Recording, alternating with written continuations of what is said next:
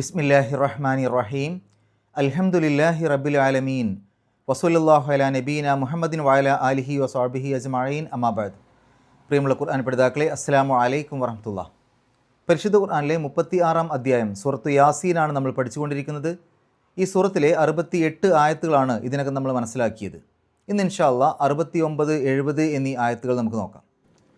അഊസു ബില്ലാഹി മിനശ് ശൈത്വാനിർ റജീം.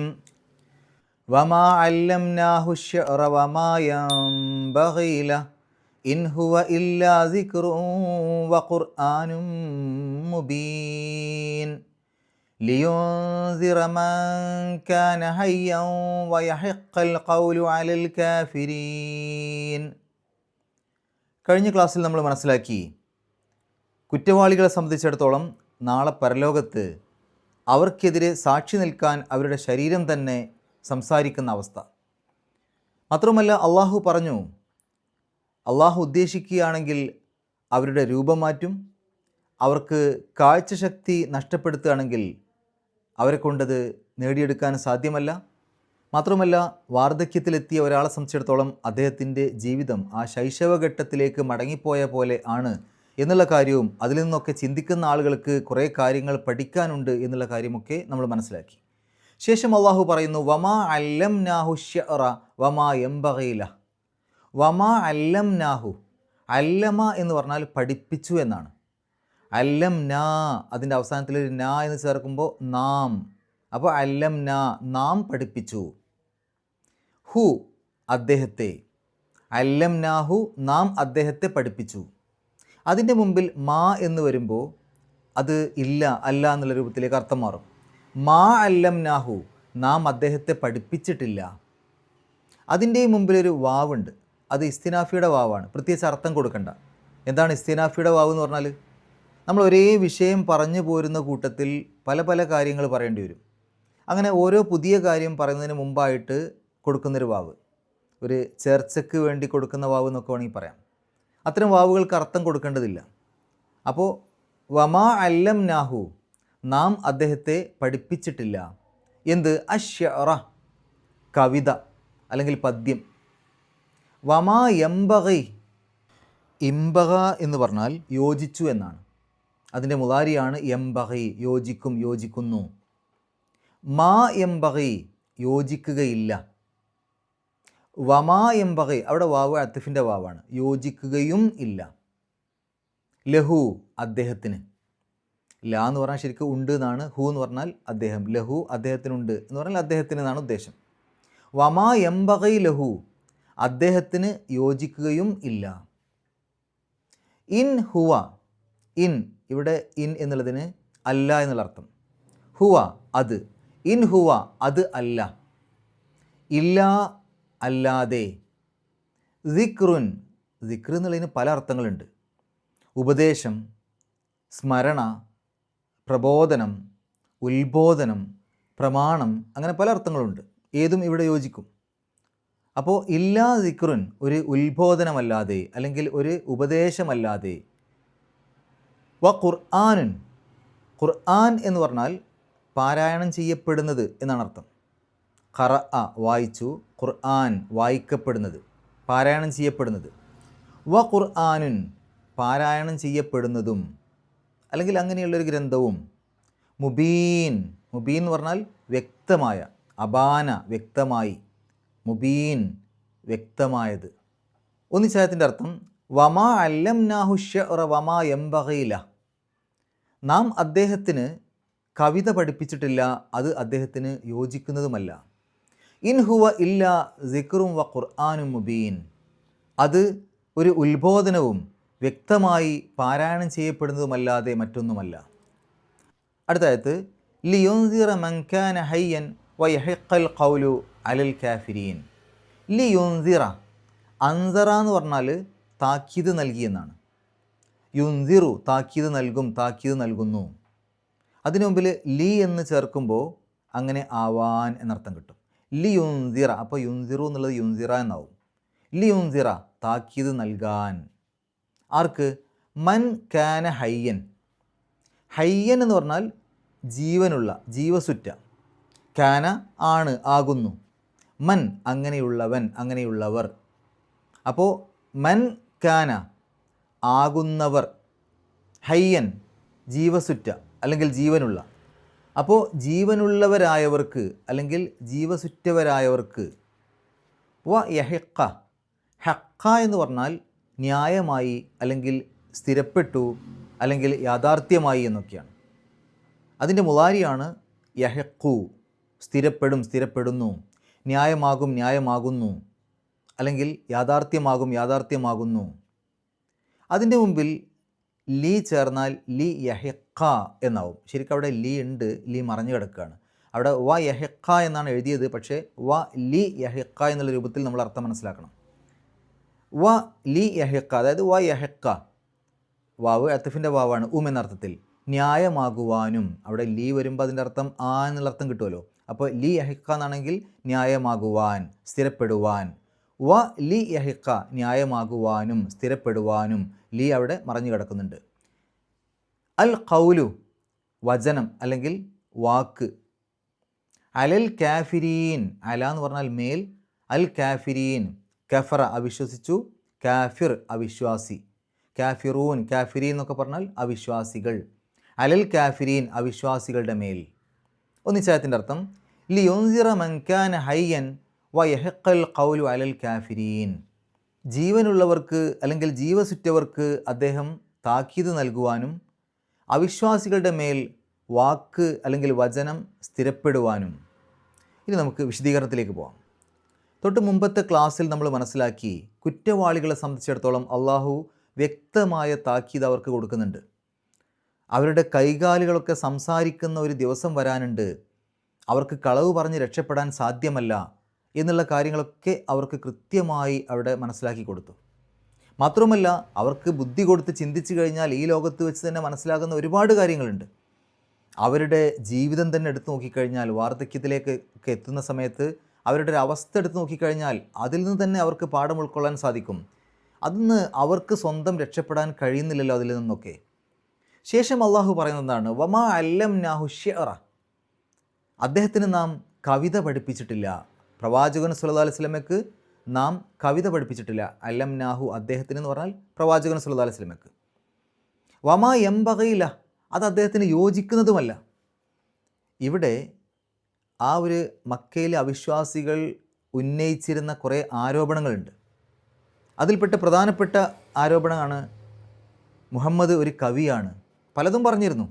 ഭ്രാന്തനാണെന്ന് പറഞ്ഞിരുന്നു, ജ്യോത്സ്യനാണെന്ന് പറഞ്ഞിരുന്നു, മറ്റുള്ള വേദഗ്രന്ഥങ്ങളിൽ നിന്ന് കാര്യങ്ങളൊക്കെ കേട്ട് അത് കട്ടെടുത്ത് അത് എഴുതിയതാണെന്ന് പറഞ്ഞിരുന്നു, കവിയാണെന്ന് പറഞ്ഞിരുന്നു, അങ്ങനെ പലതും പറഞ്ഞിരുന്നു. അപ്പോൾ അദ്ദേഹം ഒരു കവിയല്ല എന്ന് അള്ളാഹു തന്നെ സാക്ഷ്യപ്പെടുത്തുകയാണ് പരിശുദ്ധ ഖുർആനിൽ തന്നെ. ഇവർ ആരോപിച്ചിരുന്ന ആരോപണങ്ങൾക്ക് അള്ളാഹു പരിശുദ്ധ ഖുർആനിലൂടെ തന്നെ മറുപടി കൊടുക്കുകയാണ്.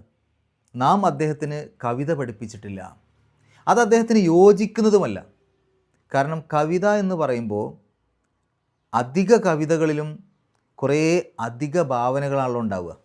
അല്ലാത്തതുണ്ട്, യാഥാർത്ഥ്യമായി തന്നെ പറയുന്ന കവിതകളുണ്ട്. പക്ഷേ അധിക കവിതകൾ എടുത്തു കഴിഞ്ഞാലും അതിലൊക്കെ കുറേ അധികം ഭാവനകളും അതുപോലെ തന്നെ യാഥാർത്ഥ്യമല്ലാത്ത കാര്യങ്ങളും കുറേ വർണ്ണനകളും അങ്ങനെയുള്ള പല കാര്യങ്ങളുമാണ് അധിക കവിതകളിലുണ്ടാവുക.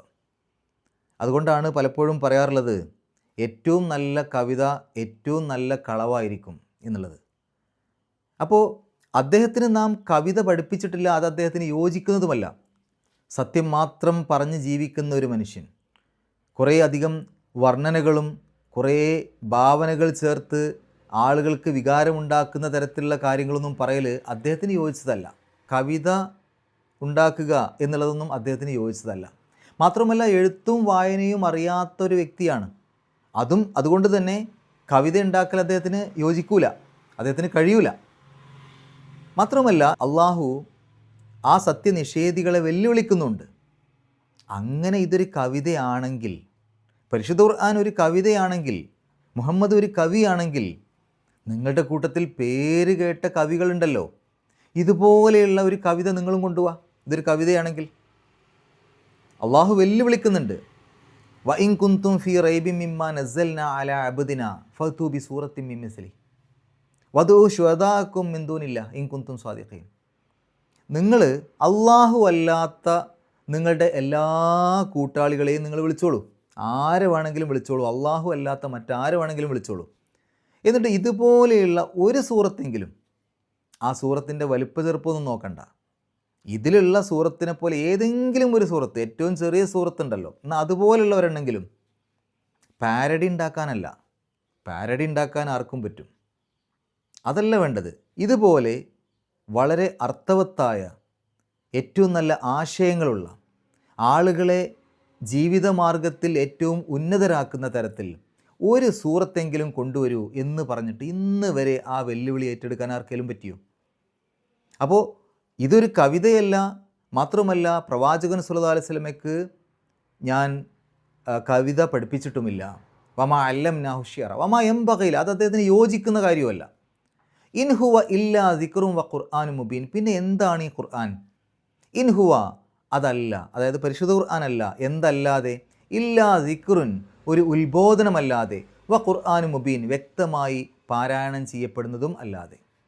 അപ്പോൾ വ്യക്തമായി പാരായണം ചെയ്യപ്പെടുന്നതും ഒരു ഉത്ബോധനം അല്ലെങ്കിൽ ഉപദേശവും അല്ലാതെ മറ്റൊന്നുമല്ല.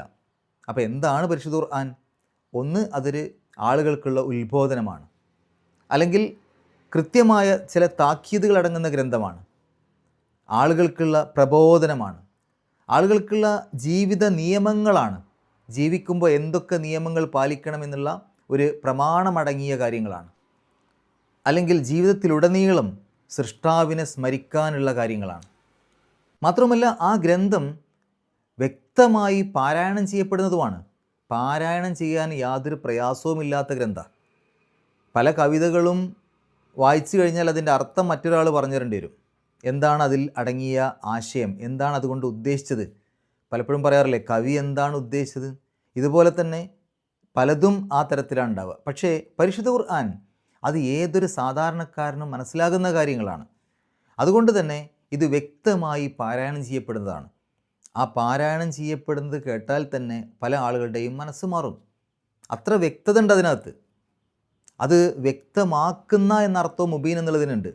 അപ്പോൾ സത്യങ്ങൾ, യാഥാർത്ഥ്യങ്ങൾ, ആളുകൾക്ക് യഥാർത്ഥ ജീവിത കാര്യങ്ങൾ അതൊക്കെ വ്യക്തമാക്കുന്ന ഗ്രന്ഥം കൂടിയാണ് എന്നും അർത്ഥം പറയാം. അപ്പോൾ വ്യക്തമായി പാരായണം ചെയ്യപ്പെടുന്നതും ആളുകൾക്ക് ഒരു ഉത്ബോധനമായ ഗ്രന്ഥവുമല്ലാതെ മറ്റൊന്നുമല്ല പരിശുദ്ധ ഖുർആൻ എന്ന് പറഞ്ഞാൽ ഇതാണ് പരിശുദ്ധ ഖുർആൻ.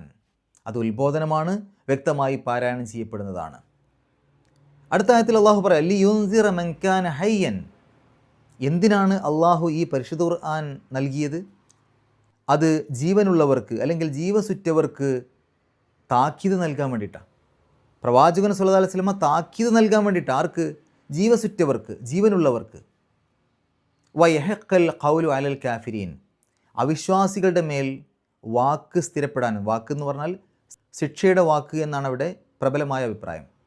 അതായത് അവർ തെറ്റായി ജീവിക്കുന്നതിന് ശിക്ഷ ലഭിക്കും എന്നുള്ള ആ ഒരു വാക്ക് സ്ഥിരപ്പെടാൻ, അത് കൃത്യമായി അവിടെ ന്യായമാകാൻ, അവർക്ക് വ്യക്തമാക്കി കൊടുക്കാൻ. അപ്പോൾ ഇവിടെ രണ്ട് കാര്യങ്ങൾ പറഞ്ഞു. ജീവസുറ്റവർക്കുള്ള താക്കീത് നൽകാൻ വേണ്ടിയാണ് പരിശുദ്ധ ഖുർആൻ.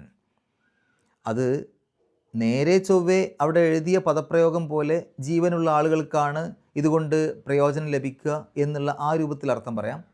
മറ്റൊന്ന്, ജീവസുറ്റ എന്ന് പറയുമ്പോൾ അല്ലെങ്കിൽ ജീവനുള്ള എന്ന് പറയുമ്പോൾ മനുഷ്യ മനസ്സിന് ജീവനുള്ള എന്ന് എപ്പോഴാണ് നമ്മൾ പറയാം? ആളുകൾക്ക് ഒരു കാര്യം പറഞ്ഞു കൊടുത്താൽ അതിനെക്കുറിച്ച് ചിന്തിക്കുവാനും അത് മനസ്സിലാക്കാനും ഒക്കെയുള്ള മനസ്സുള്ളവർക്ക്, കാര്യങ്ങൾ ചിന്തിക്കുവാനും അതനുസരിച്ച് ജീവിക്കണമെന്ന് ആഗ്രഹമൊക്കെ ഉള്ള, ആ തരത്തിൽ നിഷ്പക്ഷമായി ചിന്തിക്കുന്ന ചിന്താശക്തിയുള്ള, യഥാർത്ഥ ചിന്താശക്തിയുള്ള ആളുകൾക്ക്, അവർക്ക് താക്കീത് നൽകാൻ, അവർക്ക് താക്കീത് നൽകിയിട്ടല്ലേ കാര്യമുള്ളൂ. ഹുദല്ലിൽ മുത്തഖീൻ എന്ന് പറഞ്ഞല്ലോ, സൂക്ഷ്മത പാലിക്കുന്നവർക്ക് മാർഗ്ഗദർശനം. കാരണം സൂക്ഷ്മത പാലിക്കുന്നവർക്ക് ഇത് കൊടുത്താലേ അവർക്കൊരു മാർഗ്ഗദർശനമായിട്ട് ഇത് മാറുള്ളൂ. മറ്റുള്ളവരെ തള്ളിക്കളയുന്നവരാണല്ലോ. വയഹഖൽ ഖൗലു അലൽ കാഫിരീൻ. അവിശ്വാസികളുടെ മേൽ ഒരു വാക്ക് സ്ഥിരപ്പെടാൻ, ശിക്ഷയുടെ വാക്ക് സ്ഥിരപ്പെടാനും. അപ്പോൾ ഹയ്യൻ എന്നുള്ളതിൻ്റെ നേർ വിപരീതമായിട്ട് വേണമെങ്കിൽ ആ ഒരു കാഫിർ എന്നുള്ളതിനെ അവിടെ എടുക്കാം.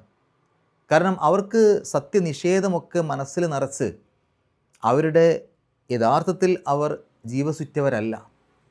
സത്യനിഷേധവും വിമർശനങ്ങളുമൊക്കെ മനസ്സിൽ നിറച്ച് നടക്കുന്ന ആളുകൾക്ക് ഈ പരിശുദ്ധ ഖുർആൻ കേൾക്കാൻ തന്നെ താല്പര്യമില്ല. അങ്ങനെയുള്ള ആളുകൾക്ക് താക്കീത് കൊടുത്തിട്ടും കാര്യമില്ല. ഏതായാലും ഏതൊരു വ്യക്തിയും നിഷ്പക്ഷമായി പരിശുദ്ധ ഖുർആനെ സമീപിക്കുകയാണെങ്കിൽ ആ പരിശുദ്ധ ഖുർആൻ അദ്ദേഹത്തിൽ മാറ്റമുണ്ടാക്കുമെന്നുള്ള കാര്യത്തിൽ യാതൊരു സംശയവുമില്ല. പരിശുദ്ധ ഖുർആൻ ആർക്കും മാറ്റമുണ്ടാക്കാം, അത് ആ രൂപത്തിൽ നമ്മളതിനെ സമീപിച്ചാൽ. പരിശുദ്ധ ഖുർആനെ മാറ്റാൻ ഒരാൾക്കും കഴിയില്ല. ആരെങ്കിലും പരിശുദ്ധ ഖുർആനെ മാറ്റാൻ ശ്രമിച്ചു കഴിഞ്ഞാൽ അത് ഒരുപാട് ആളുകളുടെ മനസ്സുകളിൽ ജീവിക്കുന്നതാണ്. അതുകൊണ്ട് തന്നെ അതിൽ എന്തെങ്കിലും ഒരു മാറ്റത്തിരുത്തലുകൾ ആരെങ്കിലും വരുത്തിയാൽ ഉടൻ പിടിക്കപ്പെടും. ഒരുപാട് ആളുകളുടെ മനസ്സിൽ പരിശുദ്ധ ഖുർആനുണ്ട്. അതുകൊണ്ട് പരിശുദ്ധ ഖുർആനെ മാറ്റാൻ നമുക്ക് സാധ്യമല്ല. എന്നാൽ പരിശുദ്ധ ഖുർആൻ എല്ലാ ആളുകളെയും മാറ്റം വരുത്താൻ ശക്തിയുള്ളതാണ്. പക്ഷെ അതിന് നിഷ്പക്ഷമായ രൂപത്തിൽ ആ പരിശുദ്ധ ഖുർആനെ സമീപിക്കാനുള്ള മനസ്സുണ്ടാവണം. മാത്രമല്ല പരിശുദ്ധ ഖുർആൻ നമ്മൾ എടുത്തു നോക്കൂ, അത് ശരിക്ക് നമ്മൾ വെറുതെ പാരായണം ചെയ്യാൻ വേണ്ടി മാത്രമുള്ളൊരു ഗ്രന്ഥമല്ല, വെറുതെ പാരായണം ചെയ്തു പോകേണ്ട ഗ്രന്ഥമല്ല പരിശുദ്ധ ഖുർആൻ. മറിച്ച് അതനുസരിച്ച് നമ്മുടെ ജീവിതം മാറ്റിമറിക്കാനുള്ളതാണ്. നമ്മുടെ ജീവിതമാണ് മാറേണ്ടത്, വെറുതെ ഇരുന്ന് പാരായണം ചെയ്യലല്ല. പാരായണം ചെയ്താൽ അതിൻ്റെ കൂലി ഉണ്ടാവും, പക്ഷെ അതിനുവേണ്ടി ഇറക്കിയ ഗ്രന്ഥമല്ല പരിശുദ്ധ ഖുർആൻ. വെറുതെ ഇരുന്ന ആളുകൾ അങ്ങനെ പാരായണം ചെയ്യട്ടെ എന്ന രൂപത്തിൽ ആ ഉദ്ദേശത്തിൽ ഇറക്കിയ ഗ്രന്ഥമല്ല, മറിച്ച് ആളുകളുടെ ജീവിതത്തിൽ മാറ്റമുണ്ടാക്കാൻ വേണ്ടി ഇറക്കിയ ഗ്രന്ഥമാണ്.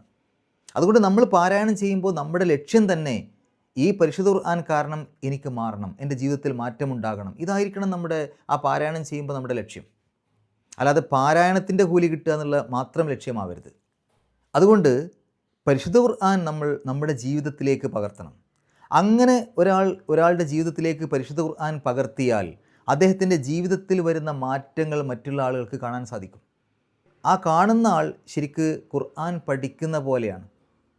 അതായത് ഒരാളുടെ ജീവിതം കണ്ടിട്ട് ഖുർആനെ വിലയിരുത്താൻ പറ്റും. അപ്പോൾ ജീവിക്കുന്ന പരിഭാഷകളാവുക നമുക്ക് പറയാം.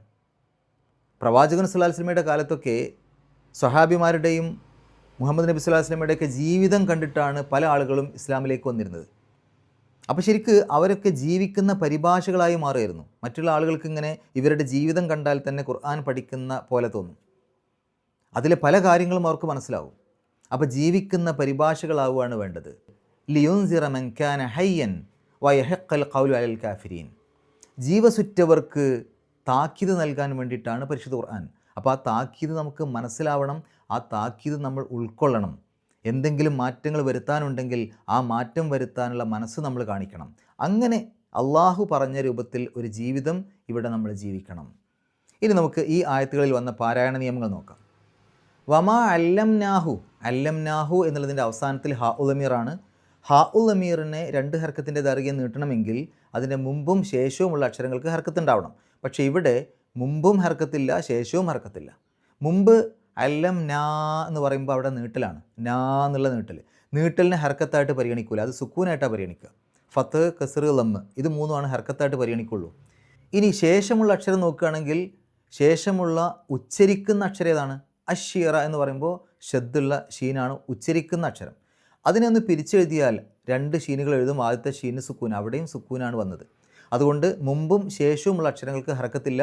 അതുകൊണ്ട് ഈ ഹാ ഉൽ അമീറിനെ നീട്ടാൻ പാടില്ല, ഹു എന്നേ പറയാവൂ, ഹൂ എന്ന് നീട്ടി പറയൂല.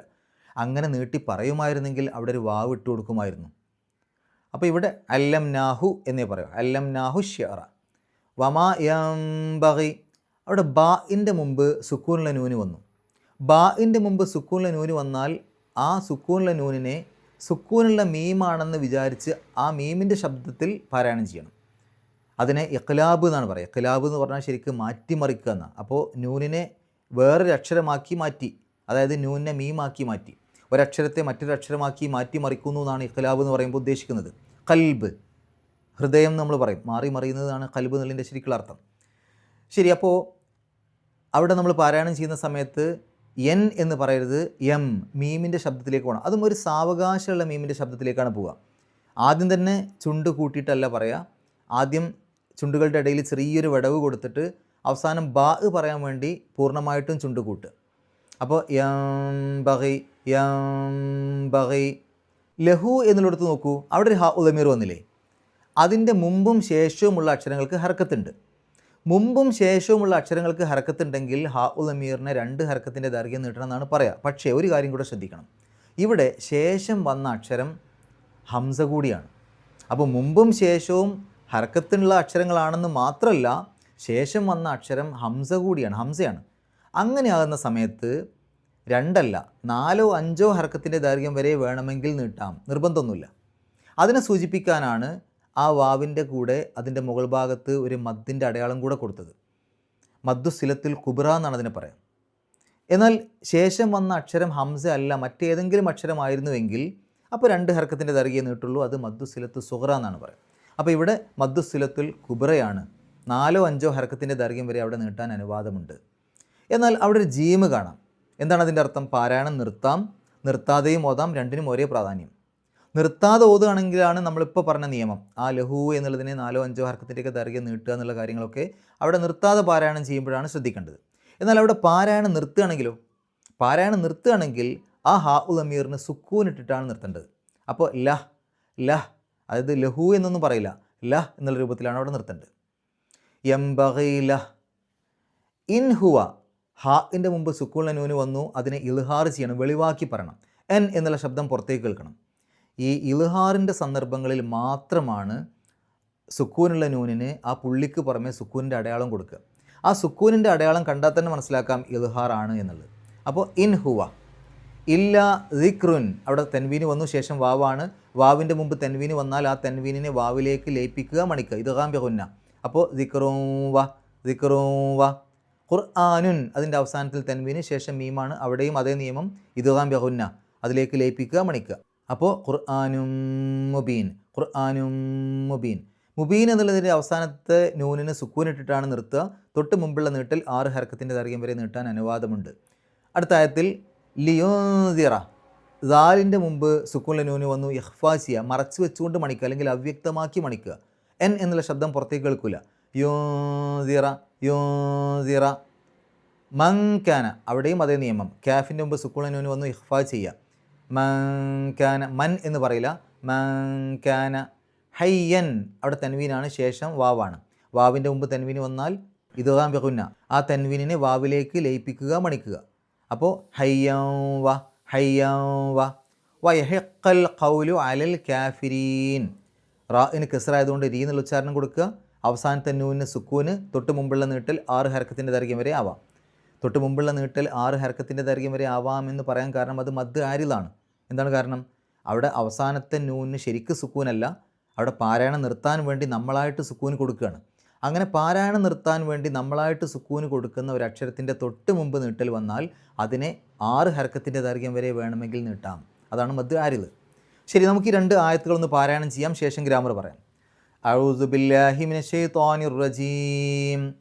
വമാ അല്ലംനാഹു അശ്ശഅറ വമാ യൻബഗി ലഹു ഇൻ ഹുവ ഇല്ലാ ദിക്റുൻ വഖുർആനും മുബീൻ. ലിയുൻദിറ മൻ കാന ഹയ്യൻ വയഹിഖൽ ഖൗലു അലൽ കാഫിരീൻ. ഗ്രാമർ നോക്കുകയാണെങ്കിൽ വമാ അല്ലംനാഹു എന്ന് എടുത്തു കഴിഞ്ഞാൽ അതിൽ ഫിഅലും ഫാഇലും മഫ്ഊലും ബിഹിയും വന്നു, സബ്ജക്റ്റും വെർബും ഒബ്ജക്റ്റും വന്നു എന്നർത്ഥം. കർത്താവ്, ക്രിയ, കർമ്മം 3 വന്നു. അല്ലമ എന്നുള്ളത് ക്രിയയാണ്, വെർബാണ്, ഫിഅലാണ്. നാ എന്നുള്ളത് ഫാഇലാണ്, സബ്ജക്റ്റാണ്, കർത്താവാണ്. ഹു എന്നുള്ളത് മഫ്ഊലും ബിഹിയാണ്, ഒബ്ജക്റ്റാണ്, അല്ലെങ്കിൽ കർമ്മാണ്. ഇനി അശ്ശിയറ എന്താണ്? അശ്ശിയറ മറ്റൊരു ഒബ്ജക്റ്റാണ്, മറ്റൊരു മഫ്ഊലും ബിഹിയാണ്. ഈ മഫ്ഊലും ബിഹിക്ക് എപ്പോഴും ഇറാബ് നെസ്ബായിരിക്കും. പക്ഷേ ഹു എന്നുള്ള ആ ഒരു മഫ്ഊലും ബിഹിയെ ഫതഹ് ഇട്ടിട്ട് നെസ്ബിനെ കാണിക്കാനൊന്നും പറ്റില്ല. അവിടെ നമുക്ക് ആകെ പറ്റുന്നത് അത് നെസ്ബിൻ്റെ സ്ഥാനത്താണെന്ന് പറയാം. എന്നാൽ ഷിയറ എന്നുള്ള ആ ഒരു മഫ്ഊലും ബിഹി നോക്കൂ, അവിടെ നമുക്കവിടെ അതിന് നെസ്ബ് കാണിക്കാൻ വേണ്ടി ഫതഹ് ഇട്ട് കൊടുക്കാം. വമാ യൻബഗി ലഹു ഇൻ ഹുവ ഇല്ലാ ദിക്റുൻ വ ഖുർആനും മുബീൻ. ഖുർആൻ എന്നുള്ളതിനെ വിശേഷിപ്പിക്കുന്ന പദമാണ് മുബീൻ. ഒരു പദത്തെ മറ്റൊരു പദം കൊണ്ട് വിശേഷിപ്പിക്കുമ്പോൾ രണ്ടിനും ഒരേ രൂപഘടനയാണ് കിട്ടുക.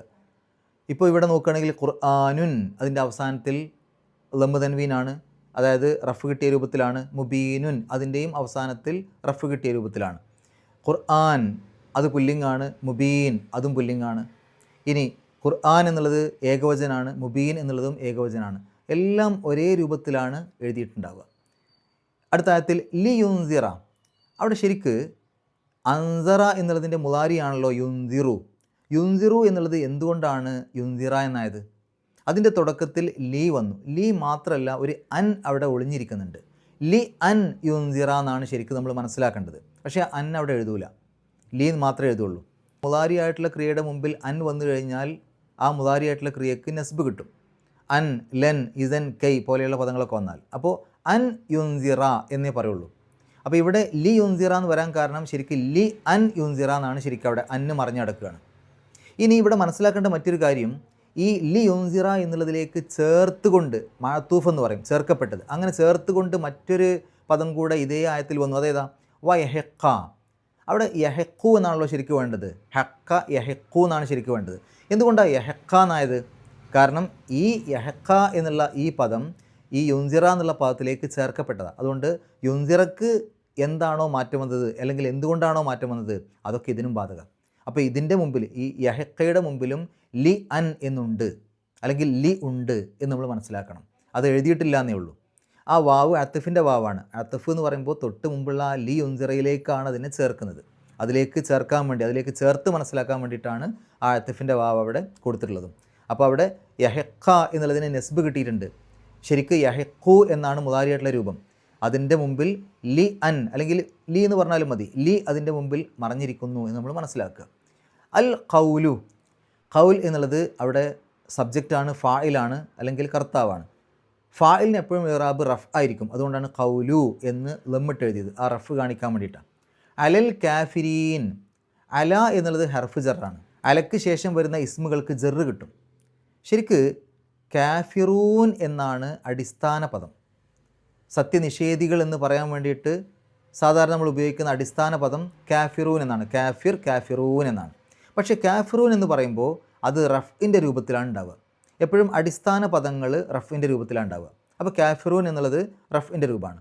ഇനി അതിന് ജറ് കൊടുക്കണം, അല്ലെങ്കിൽ നെസ്ബ് കൊടുക്കണം. ഈ രണ്ട് സന്ദർഭങ്ങളിലും കാഫിറൂൻ എന്നുള്ളതിനെ കാഫിരീൻ എന്നാണ് മാറ്റുക. മുസ്ലിമൂൻ എന്നുള്ളത് റഫിൻ്റെ രൂപമാണ്, മുസ്ലിമീൻ എന്നുള്ളത് ജറിൻ്റെ രൂപം, അല്ലെങ്കിൽ നെസ്ബിൻ്റെ രൂപം, രണ്ടിനും ആ രൂപമാണുള്ളത്. ഇത്രയും കാര്യങ്ങളാണ് ഈ ആയത്തുകളിലൂടെ നമ്മൾ മനസ്സിലാക്കേണ്ടത്. അള്ളാഹു പരിശുദ്ധ ഖുർആൻ ഏറ്റവും നല്ല രൂപത്തിൽ പഠിക്കുവാനും അത് ജീവിതത്തിൽ പകർത്തുവാനും കഴിവിൻ്റെ പരമാവധി മറ്റുള്ള ആളുകൾക്ക് എത്തിച്ചു കൊടുക്കുവാനുമുള്ള സന്മനസ്സും തൗഫീക്കും സൗഭാഗ്യവും നമുക്ക് ഏവർക്കും പ്രദാനം ചെയ്യുമാറാകട്ടെ. വാഹൃദവാൻ അൽഹംദുലില്ലാഹി റബ്ബിൽ ആലമീൻ. അസ്സലാമു അലൈക്കും വറഹ്മത്തുള്ളാഹി.